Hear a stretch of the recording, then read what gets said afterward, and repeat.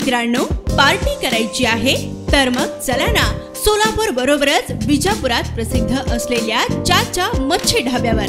चाचा मच्छी ढाबा, विजापूर रोड, टाकळी, सोलापूर। संपर्क 9765 केजरीवाल यांनी दिल्लीत अनेक चांगली कामे केली, परंतु दिल्ली व झारखंड मुख्यमंत्र्यांनी केंद्र सरकारच्या विरोधात टीका केली म्हणून त्यांच्यावर कारवाई करण्यात आली। लोकशाहीत मत मांडण्याचा अधिकार आहे, परंतु त्यांना कारण नसताना तुरुंगात टाकण्यात आले। तुमच्या विरोधात असणाऱ्यांना तुरुंगात टाकण्यासाठी सत्ता घेता का? भाजप देशात हळूहळू हुकुमशाही आणण्याचा प्रयत्न करत असल्याचे राष्ट्रवादी काँग्रेसचे नेते खासदार शरद पवार यांनी पंढरपूर येथे सभेत सांगितले आहे। पंढरपूर येथे महाविकास आघाडीची सभा झाली। यावेळी सोलापूरच्या उमेदवार आमदार प्रणिती शिंदे, माढ्याचे उमेदवार धैर्यशील मोहिते पाटील, अभिजित पाटील, अनिकेत देशमुख, उत्तम जानकर, रघुनाथ निंबाळकर, सक्षना सरगर, किरण घाडगे, सुनंजय पवार, संदीप पाटील हे देखील स्टेजवर उपस्थित होते। यावेळी प्रणिती शिंदे म्हणाल्या, जिल्ह्यातील प्रश्न सत्ताधारी भाजपच्या खासदार आणि इतर नेत्यांनी केंद्रात मांडलेच नाही, त्यामुळे जिल्ह्याचा विकासच झाला नाही। अभिजित पाटील म्हणाले, सोलापूरला पाईपलाईनने पाणी सोडले